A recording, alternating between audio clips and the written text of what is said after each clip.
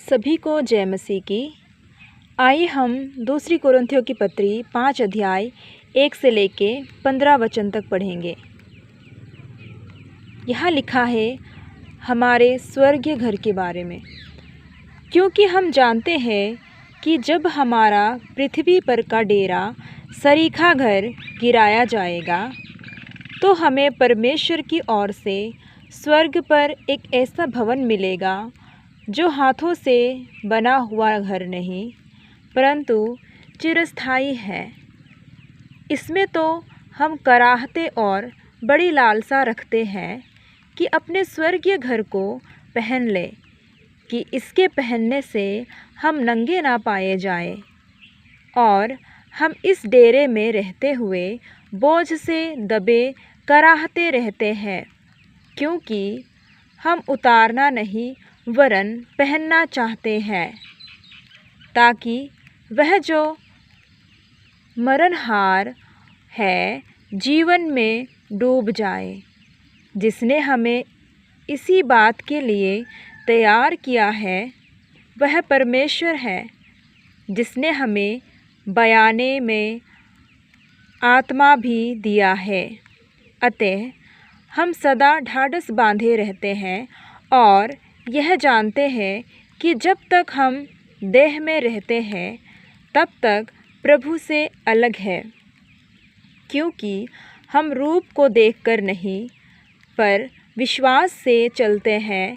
इसलिए हम ढाढ़स बांधे रहते हैं और देह से अलग होकर प्रभु के साथ रहना और भी उत्तम समझते हैं।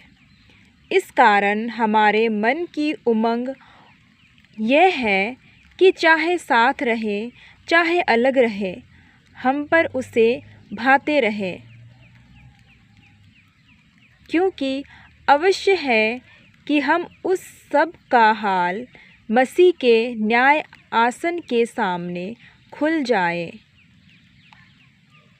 कि हर एक व्यक्ति अपने अपने भले बुरे कामों का बदला जो उसने देह के द्वारा किए हो पाए।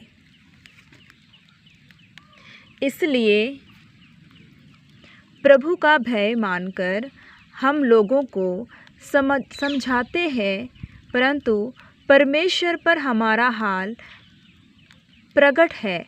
और मेरी आशा ये है कि तुम्हारे विवेक पर भी प्रकट हुआ होगा। हम फिर भी अपने बढ़ाई तुम्हारे सामने नहीं करते, वरन हम अपने विषय में तुम्हें घमंड करने का अवसर देते हैं कि तुम उन्हें उत्तर दे सको।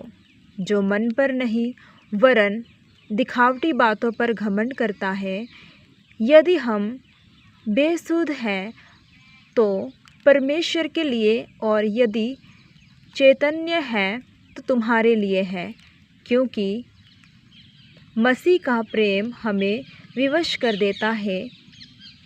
इसलिए कि हम ये समझते हैं कि जब एक सब के लिए मरा तो सब मर गए, और वह इस निमित्त सब के लिए मरा कि जो जीवित हैं वे आगे को अपने लिए ना जिए, परंतु उसके लिए जो उसके लिए मरा और